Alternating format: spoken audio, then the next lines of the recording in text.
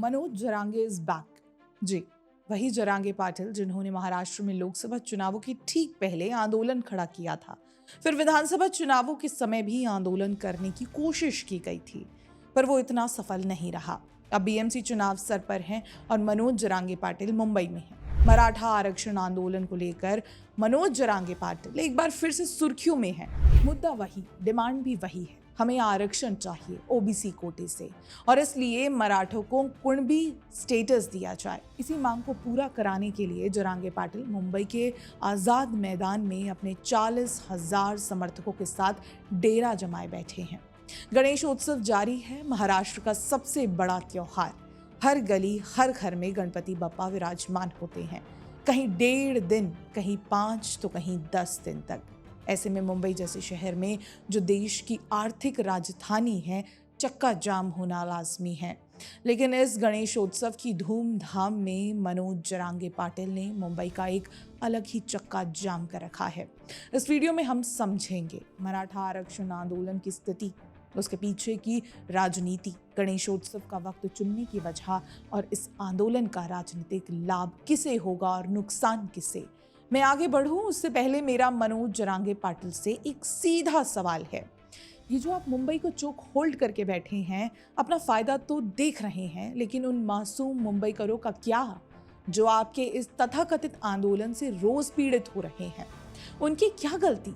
और जिन्हें नहीं पता उन्हें बता दूं, जिस साइट पर यह आंदोलन हो रहा है वो मुंबई के साउथ में है, जहां रोज हजारों लोग अपने काम पर जाते हैं। ऑफिस है, मंत्रालय है, बीएमसी है, स्टॉक मार्केट है। आंदोलन लोकतंत्र की पहचान है, ठीक है, लेकिन आपके इस राइट के चक्कर में आम मुंबईकरों का क्या? या फिर ये सिर्फ मुंबई को बंधक बनाने की साजिश है? 29 अगस्त को शुरू हुआ ये आमरण आंदोलन अभी भी जारी है। खबर है कि 1 सितंबर से मनोज जरांगे पाटिल पानी पीना तक बंद कर देंगे। पिछले 2-3 दिनों में इस मंच पर कई राजनीतिक रंग देखने को मिले। शरद पवार की पुत्री सुप्रिया सुले मनोज जरांगे से मिली। रोहित पवार लगातार टिप्पणियां कर रहे हैं। राज ठाकरे, उद्धव ठाकरे और उनके मिनियन संजय राउत भी कूद पड़े और बहती गंगा में हाथ धोने पहुंच गए समाजवादी पार्टी के अबू आजमी, जो 31 अगस्त को आजाद मैदान तक आ धमके। सवाल ये है, अबू आजमी और मराठा आंदोलन का क्या लेना देना? मगर असली खेल कहीं और है। टारगेट एक ही है, देवेंद्र फडणवीस को घेरना, महायुति में दरार डालना। कैसे? समझाती हूँ, इसीलिए तो हम यहाँ हैं। आपको वो 3 इडियट्स का सीन तो याद ही होगा, बोल वो रहे हैं पर शब्द हमारे हैं। ठीक वैसे ही प्रोग्राम मराठा आंदोलन को लेकर पिछले काफ़ी समय से चल रहा है। जरांगे पाटिल आमरण अनशन पर हैं। अब ये अन्ना हजारे वाला अनशन है या ओ माय गॉड वाले सिद्धेश्वर महाराज वाला, ये तो वो खुद ही जानते हैं, लेकिन अनशन चल रहा है और इसी बीच मुंबई के आज़ाद मैदान पर विपक्षी नेताओं का जमावड़ा लग चुका है। सबसे पहले पहुंची शरद काका की सुपुत्री सुप्रिया सुले। ताई ने सरकार पर दबाव डालने की कोशिश करते हुए ये आग्रह किया है कि वो मुख्यमंत्री फडणवीस और दोनों डिप्टी चीफ मिनिस्टर तुरंत सर्वदलीय बैठक बुलवाएं और ज़रूरत पड़े तो विशेष सत्र भी बुलवाएं। वहीं दोनों ठाकरे बंधु राज और उद्धव फडणवीस को छोड़ एकनाथ शिंदे को घेरने में व्यस्त हैं। राज ठाकरे ने निशाना साधा शिंदे पर। जरांगे फिर क्यों लौटे? इसका जवाब सिर्फ शिंदे दे सकते हैं। पिछली बार उन्होंने हल निकाला था, अब दोबारा क्यों उठा? अगर अपॉर्चुनिटी को अपॉर्चुनिटी दिखेगी तो वो इसे मिस नहीं करेगा। लेकिन इसमें इंटरेस्टिंग बात यह है कि मनोज जरांगे पाटिल ने राज ठाकरे को जवाब दिया और उनके जवाब से ये कहा जा सकता है कि राज ठाकरे बीजेपी से संबंध बनाए रखने के लिए अपने बेटे का राजनीतिक करियर दांव पर लगा दिया। दांव पर लगाया या नहीं, लेकिन इससे ये असल निशाना केवल और केवल फडणवीस ही हैं, ये दिखाता है। उद्धव के सुर भी कुछ इसी तरह के थे, लेकिन थोड़े भड़काऊ। उद्धव के अनुसार सरकार मराठा समाज का सब्र ना आजमाए। सर, आप वही मुख्यमंत्री थे ना जो कोरोना में फेसबुक लाइव से सरकार चलाते थे, तो ऐसे में किसी समाज को उकसाना क्यों? रहिए मातोश्री पर आराम से, चाहिए तो लंदन हो आइए। साथ ही रितेश देशमुख भी मैदान में आए हैं, कहते हैं मराठों को उनका हक मिलना चाहिए। हमें मालूम है कि रितेश ने पढ़ाई अपने पिता के कॉलेज से की है, लेकिन अपने परिवार का इतिहास तो हर किसी को पता होता है। इतने ऑब्लिवियस कैसे हो सकते हैं। खैर, ये सब तो है ही, ये राजनीतिक प्लेयर्स का उद्देश्य आप साफ देख ही सकते हैं, लेकिन इनका और जरांगे का कनेक्शन क्या आपको अब तक दिखा? अगर नहीं तो चलते हैं रोहित पवार के पास। काका श्री शरद पवार जो खुद एक मराठा नेता हैं, उनके भतीजे रोहित पवार ने सरकार पर आरोप लगाया है कि सरकार ने खाने की गली बंद करवाई, टॉयलेट ताले बंद किए और सामाजिक संस्थाओं को मदद भेजने से रोका गया, यानी आंदोलनकारियों को परेशान करने की बैकडोर पॉलिटिक्स। अगर देखा जाए तो 31 अगस्त को जरांगे पाटिल भी रोहित पवार के सुर से सुर मिलाते दिखे और आरोप लगाया कि जब अमित शाह लालबाग में गणपति दर्शन करने आए थे तो उन्होंने आदेश दिया कि मराठा आंदोलनकारियों को खाने पीने की सुविधाएं बंद करवा दी जाएं। इस बात का कोई प्रमाण था नहीं। क्या ये शरद पवार की स्क्रिप्ट अनुसार आरोप था? जी बिल्कुल। इसका असर क्या होगा? जो आंदोलनकारी मनोज जरांगे पाटिल की बात सुनकर मुंबई तक आए हैं वो आक्रामक हो सकते हैं। अब देखते हैं कि आखिर महाराष्ट्र के मुख्यमंत्री देवेंद्र फडणवीस को कैसे टारगेट किया जा रहा है और आखिर इसका राजनीतिक माइलेज किसे मिलेगा। सबसे पहले तो जरांगे और उनके पपेट मास्टर को ये साबित करना था कि वो मुंबई को बंदी बनाकर रख सकते हैं। अगर मुंबई पुलिस इस आंदोलन को गणेशोत्सव को मद्देनजर रखते हुए अनुमति ना देती तो इल्जाम किस पर आता? फडणवीस पर। महाविकास आघाड़ी यानी एमवीए के दो जो प्रमुख अंग हैं, शिवसेना यूबीटी और शरद पवार की एनसीपी, कांग्रेस का वर्तमान अनिबर्ध है। उनका केवल अतीत मायने रखता है। खैर, शिवसेना यूबीटी, मनसे और एनसीपी एसपी ये तीनों इस आंदोलन से फायदा उठा रहे हैं। शिवसेना यूबीटी और मनसे का बीएमसी चुनावों में और एनसीपी एसपी फडणवीस को घेर कर जो लाभ मिलेगा ये तो आप जानते ही हैं। मराठा आंदोलन नहीं हुआ, गेम्स ऑफ थ्रोन्स हो गया। हर कोई अपना खेल खेलने में लगा है। मराठा आंदोलनकारियों के कई वीडियो सामने आए हैं। उनमें कुछ कहते हैं कि वे मुंबई में अनिश्चितकाल तक रुकने के लिए तैयार हैं क्योंकि रोहित पवार ने उनके लिए खाने पीने और सोने की व्यवस्था कर रखी है।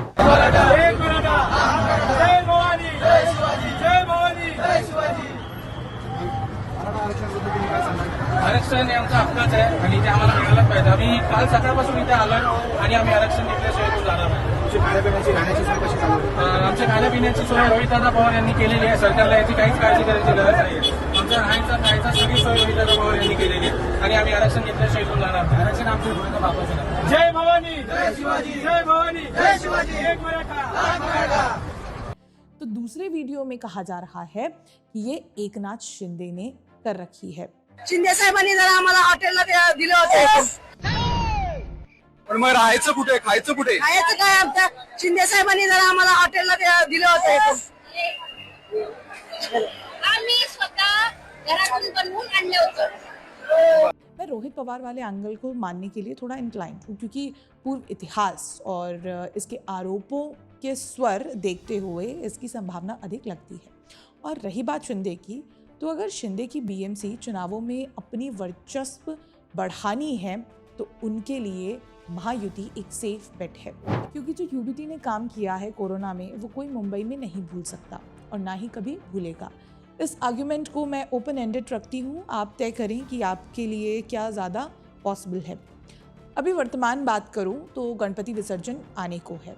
जिस रोड पर जरांगे पाटिल चक्का जाम करके बैठे हैं वो मुख्य मार्गों में से एक है जहां से बड़े बड़े गणपति समुद्र की ओर जाते हैं। 40,000 आंदोलनकारी, हजारों गणेश भक्त और मुंबई की सड़कें ये कानून और व्यवस्था के लिए बहुत बड़ी दिक्कत हो सकती है, जैसे एक टिकिंग टाइम बॉम्ब की तरह। अगर मुंबई पुलिस इस आंदोलन को गणेशोत्सव और आम जनता को ध्यान में रखते हुए संभाल नहीं पाई तो इसका सीधा ठिकरा किसके सर पड़ेगा? जी हाँ, मुख्यमंत्री देवेंद्र फडणवीस के। अब दूसरा पहलू देखें, जरांगे पाटिल की ये मांग है कि मराठों को ओबीसी कोटे से आरक्षण मिले। इसका सबसे ज्यादा विरोध कौन करेगा? ओबीसी समुदाय। और महाराष्ट्र में ओबीसी समाज का सबसे ज्यादा सपोर्ट किसे है? बीजेपी और देवेंद्र फडणवीस को। यानी सीधा गणित है। जरांगे की डिमांड अगर मान ली जाती है तो ओबीसी कम्युनिटी नाराज होगी और इसका राजनीतिक नुकसान बीजेपी को, खासकर देवेंद्र फडणवीस को झेलना पड़ेगा। तीसरा पहलू, जरांगे का आंदोलन अगर लंबा चलता है, अगर इसमें हिंसा फैलती है, अगर कानून और व्यवस्था बिगड़ती है, तो इसका दोष भी राज्य सरकार पर जाएगा। और राज्य सरकार का चेहरा कौन है? देवेंद्र फडणवीस। वहीं अगर इसी हिंसा में फिर से 2023 की तरह लाठीचार्ज होता है, तो गृह मंत्री होने के नाते दोष किसके सर पड़ेगा? देवेंद्र फडणवीस के। लेकिन इंटरेस्टिंग बात यह है कि लालबाग दर्शन के लिए आए गृह मंत्री अमित शाह के साथ देवेंद्र फडणवीस ने जो फोटो पोस्ट किया है, उस फोटो के कैप्शन में लिखा है, पिक्चर अभी बाकी है, यानी सरकार बैकफुट पर नहीं जाएगी। आने वाले दिन दिलचस्प होंगे। लेकिन आखिर जब सरकार में अजीत पवार, एकनाथ शिंदे दोनों मराठा नेता हैं, उन्हें छोड़कर केवल देवेंद्र फडणवीस को ही क्यों टारगेट किया जा रहा है? तो इसका कारण भी साफ है। शरद पवार जो खुद को एक प्रोग्रेसिव नेता दिखाते हैं, उन्हें ये बात भी अखड़ती है कि देवेंद्र फडणवीस एक ब्राह्मण हैं, तो इसमें कास्ट एंगल भी आ जाता है। वैसे ऐसे में जो आंदोलन कर रहे हैं वे भूल गए कि उन्होंने कभी महाविकास अघाड़ी को जवाबदेह क्यों नहीं बनाया। क्यों कोई महाराष्ट्र को इतने मराठा मुख्यमंत्री मिलने के बाद भी मराठा आरक्षण का मुद्दा नहीं सुलझा पाया? चाहे रितेश देशमुख के पिता विलासराव देशमुख हो या खुद शरद पवार ही क्यों ना हो, किसी ने ये मुद्दा क्यों नहीं सुलझा दिया तो आगे राजनीति ही खत्म हो जाएगी ना। मराठा आंदोलन आज नया नहीं है। इतिहास गवाह है कि कांग्रेस और शरद पवार ने मराठों को सिर्फ एक राजनीतिक मोहरा बनाया, कभी समाधान नहीं दिया। सबसे पहले बात अण्णा साहेब पाटिल की। मथाड़ी कामगारों के नेता जिन्होंने मजदूरों के अधिकारों के लिए 1969 में मथाड़ी वर्कर्स एक्ट दिलवाया, यही उनकी पहचान नहीं थी, उनकी सबसे बड़ी लड़ाई थी मराठा समाज का आरक्षण। 1980 में अण्णा साहेब ने पहली बार मांग उठाई कि आरक्षण जाति पर नहीं बल्कि आर्थिक आधार पर होना चाहिए। सोचिए, जब आज के नेता समाज को जाति में बांटकर राजनीति चमकाते हैं, उस दौर में अण्णा साहेब ने पूरे समाज को एकजुट रखने वाला विचार रखा था। लेकिन हुआ क्या? 23 मार्च 1982 मुंबई अखिल भारतीय मराठा महासंघ के बैनर तले उन्होंने विशाल मोर्चा निकाला। मांग साफ थी, मराठों को भी आरक्षण का हक मिले। लेकिन कांग्रेस सरकार ने उनकी बात अनसुनी कर दी, इतनी अनसुनी कि अपने ही नेता को आत्महत्या तक के लिए मजबूर होना पड़ा। अण्णा साहेब ने अपने प्राण त्याग दिए और कांग्रेस ने एक मराठा नेता की शहादत को भी सिर्फ एक फुटनोट बना दिया। अब आते हैं शरद पवार पर। 4 बार महाराष्ट्र के मुख्यमंत्री, 2004 से 2014 तक दिल्ली की यूपीए सरकार में सबसे ताकतवर मंत्री, लेकिन मराठा आरक्षण पर सन्नाटा।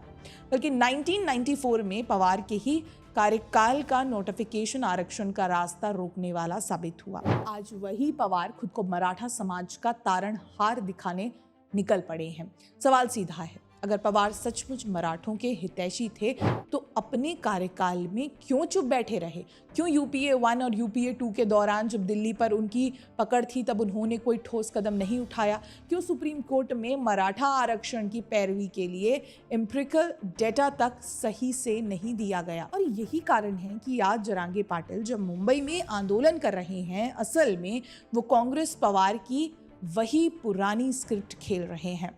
फर्क बस इतना है कि चेहरा बदल गया है। यहाँ तुलना भी जरूरी है। अण्णा साहिब ने कहा था कि आरक्षण आर्थिक आधार पर हो ताकि पूरा समाज लाभ ले सके और जातियों में विभाजन न हो। आज जरांगे पाटिल कहते हैं मराठों को ओबीसी कोटे से आरक्षण चाहिए। सीधे शब्दों में कहें तो मराठा बनाम ओबीसी, यानी जहां अण्णा साहिब का दृष्टिकोण समाज को जोड़ने वाला था, वहीं जरांगे का आंदोलन समाज को तोड़ने वाला बन चुका है। और इस तोड़ने की राजनीति में असली मास्टरमाइंड वही है जो 40 साल से मराठों को आरक्षण का सपना दिखाते आ रहा है, कांग्रेस और शरद पवार। जिस फडणवीस को जरांगे पाटिल विलेन बताने की कोशिश कर रहे हैं, असलियत ये है कि मराठा समाज के लिए सबसे ठोस कदम इन्हीं के दौर में उठाए गए। 2018 ऐतिहासिक आरक्षण कानून। फडणवीस सरकार ने मराठा समाज के लिए 16% आरक्षण का कानून पास किया। पूरा विधान मंडल एकमत से इसके पक्ष में था। सुप्रीम कोर्ट की सीमा 50% के चलते ये अटक गया। लेकिन सवाल है, क्या किसी और सरकार ने इससे पहले इतनी दूर तक बात पहुंचाई थी? 2024 SEBC एक्ट, फडणवीस सरकार ने मराठों को सामाजिक व शैक्षणिक दृष्टि से पिछड़ा वर्ग SEBC में लाकर 10% आरक्षण दिया। लेकिन एक बात साफ कर दी, मराठों को सीधे ओबीसी में डालकर ओबीसी समाज के साथ टकराव खड़ा करना मंजूर नहीं। यानी समाधान भी और सामाजिक संतुलन भी। संवाद और सीमित सरकार ने 12 सदस्यीय कैबिनेट सब कमेटी बनाई, जिसमें राधाकृष्ण वी.के. पाटिल जैसे नेता शामिल हुए। यानी आंदोलन से सीधी टकराहट नहीं, बल्कि संवैधानिक ढांचे में समाधान खोजने की कोशिश। मराठा युवाओं के लिए योजनाएं। 2018 में मराठा समाज के लिए 4 नई योजनाएं शुरू हुई। नए बिजनेस को funding, group farming project, SME sector में अवसर, स्किल डेवलपमेंट। लगभग 5 लाख युवाओं को इनका सीधा लाभ मिलने की उम्मीद थी। इसके अलावा छात्रवृत्ति, जिला स्तर पर छात्रावास, कृषि और इंडस्ट्रियल स्किल्स पर कोर्स और महिला किसान योजनाएं भी। सामाजिक सौहार्द पर जोर। फडणवीस बार बार कहते रहे कि ये मसला संवैधानिक और कानूनी रास्ते से ही हल होगा। और सबसे अहम, मराठा और ओबीसी समाज को लड़ाकर राजनीति करने की बजाय दोनों समुदायों के साथ रखने पर जोर दिया। अब सवाल ये है, जिस समाज ने छत्रपति शिवाजी महाराज के नेतृत्व में हिंदवी स्वराज्य के लिए तलवार उठाई थी, क्या वो आज सिर्फ आरक्षण की राजनीति तक सिमट कर रह जाएगा? ऐसा हम नहीं, बल्कि छत्रपति शिवाजी महाराज के वंशज उदयराजे भोसले खुद भी कहते हैं। क्या ये समाज सच में सोचता है कि मुंबई जाम करने से जीत मिल जाएगी, या फिर समाधान उसी नेता से मिलेगा जिसने पहले भी ठोस कदम उठाए थे? सवाल यहाँ खड़ा होता है, क्या फडणवीस सिर्फ इसलिए टारगेट किए जा रहे हैं क्योंकि वे ब्राह्मण हैं, या उन्हें टारगेट करके power and company Amit Shah और मोदी से लड़ते हुए दिखाई देना चाहते हैं? क्या शरद पवार आज तक ये हजम नहीं कर पाए कि महाराष्ट्र की राजनीति में एक ब्राह्मण मुख्यमंत्री भी बन सकता है? आखिर क्यों जरांगे पाटिल का पूरा आंदोलन हर बार जाकर फडणवीस पर ही टूट पड़ता है? क्या इसलिए कि उनका जातीय प्रोफाइल पवार की राजनीति में अस्वीकार्य है? अगर मराठा समाज का मुद्दा सचमुच आरक्षण है तो बात कोर्ट, कानून और योजनाओं में होनी चाहिए। लेकिन अगर लक्ष्य सिर्फ ये है कि महाराष्ट्र में हर बार त्योहार, विशेषकर गणपति उत्सव, अराजकता और टकराव में बदल जाए, तो फिर ये आंदोलन मराठा समाज का नहीं बल्कि शुद्ध राजनीतिक स्क्रिप्ट है। क्या ये महज संयोग है कि जब पूरा महाराष्ट्र गणपति बप्पा की आराधना में डूबा है तभी ये आंदोलन भड़काया गया? क्या ये समाज की भलाई है, या सिर्फ पवार की ब्राह्मण और मोदी शाह विरोधी राजनीति और सत्ता की भूख का नया चेहरा? तो असली सवाल यही है, लक्ष्य आरक्षण है या केवल अराजकता? मराठा समाज का भविष्य है या पवार परिवार का अस्तित्व? और सबसे बड़ा सवाल, क्या महाराष्ट्र में एक ब्राह्मण मुख्यमंत्री होना आज भी पाप माना जाएगा?